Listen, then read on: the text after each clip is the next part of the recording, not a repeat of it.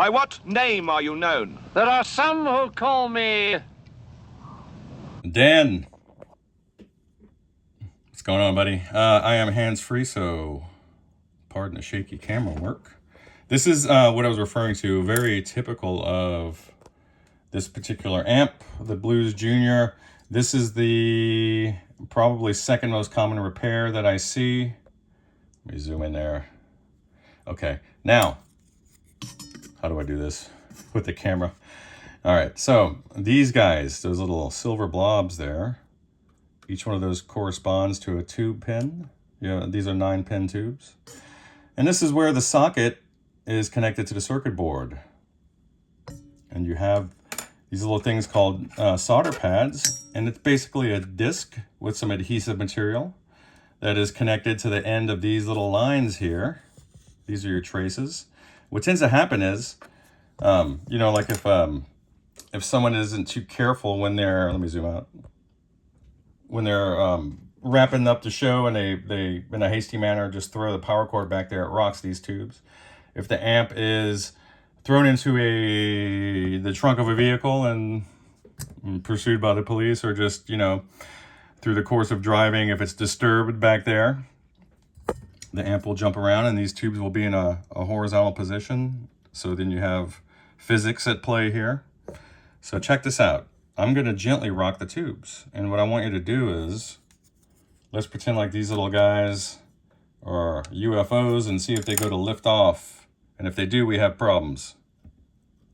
You can kind of see that. Check that out. These guys in particular. Look at that. Look at that guy. There's 5 of them that are broken on this particular one. And then obstructed by this ribbon cable that I was referring to prior, there are a few more. This, for whatever reason, is never a problem with the preamp tube sockets, these 3 guys here, because they're not subjected to the thermal energy that these EL84 sockets are. And this tube PCB does not like heat. So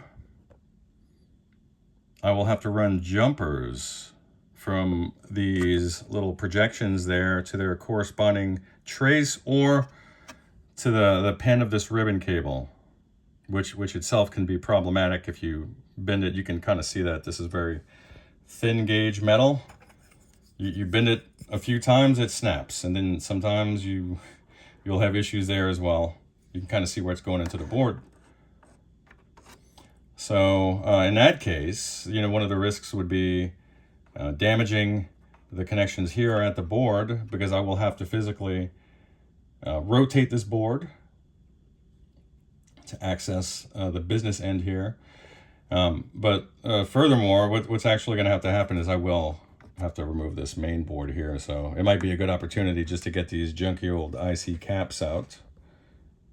And that's that'll save you labor down the line, because surely these are next. They're always next. Once I have, and I can't test these live per se, you know, I would go by something called ripple, which would indicate the health of these tubes. But I can take another type of measurement in lieu of that, because I don't want to risk burning up this board here. It's already got some stress from the thermal damage, and we'll have some issues to contend with. So I'll get that underway and update you soon. Bye. All right, Dan, here's that other bit of information I had referred to.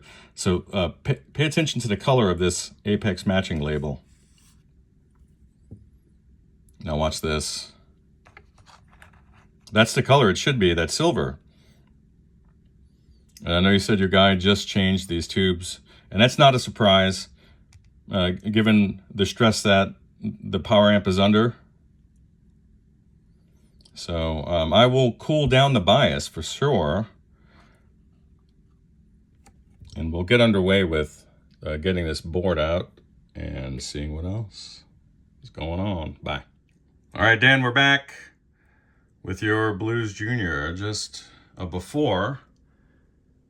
And for you guys living seaside, or not, and you're just curious, all this white stuff all that white stuff is not love my carpet. No, this is the result of environmental fallout of being next to the ocean. This is some salty stuff. This is a salty dog, but she's got good bones. Look at that. That's going to be in the jack as well. So if you've got an amp that has an array of pots across the top, not like this style, but the style that has the traditional washer and nut, and you're having trouble getting them off, well, just grab a little magnet like this. It may not work on this one because it's so corroded. I don't know if it's stuck or not, but you can just sweep this across the top. In most cases, there you go. Boom. Like that. You can collect all of them. Just sweep it along the top. You'll get them all. All right, Dan, this is where we start. This is your Blues Junior. Now, this is bizarre.